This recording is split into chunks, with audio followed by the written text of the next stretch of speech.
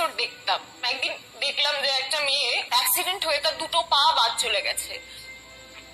আমি এগুলো দেখে না অনেক ইন্সপিরেশন পেতাম যে আমি শুধু সার্ভাইভ করছি, আমি কষ্ট পাচ্ছি তা নয়, যে আমার থেকেও অনেক অনেক বেশি কষ্টেও মানুষ রয়েছে। তো সেটা দিয়ে মনের জোর রাখার চেষ্টা করতাম। তো অপারেশন হয়, অপারেশনের পর আমি যখন চোখ খুলি তখন আমি না দেখছি যে খুব আলো আলো চারপাশে।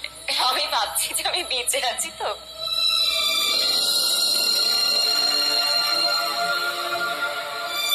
বাবা মা তো সঙ্গে থাকেই, পরিবার তো পাশে থাকেই, ঐন্দ্রিলার সাথে আরো একজন মানুষ ছিলেন অল থ্রু।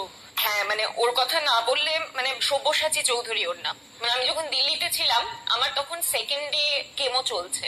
মানে আমি তখন চোখ বন্ধ করে আছি, আমি হঠাৎ চোখ খুলে দেখি ও সামনে, আমার সামনে দাঁড়িয়ে আছে।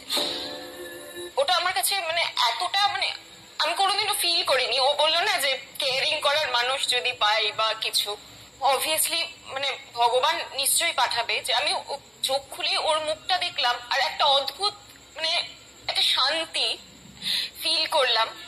মানে আমি কথাই বলে প্রকাশ করতে পারবো না। একদমই তাই, সেটা বোঝা মানে যায়। আমার পুরো ট্রিটমেন্টে এত শারীরিক কষ্ট পেয়েছি, কিন্তু সত্যি কথা বলতে আমার মানসিক কষ্ট এক ফোঁটাও ছিল না।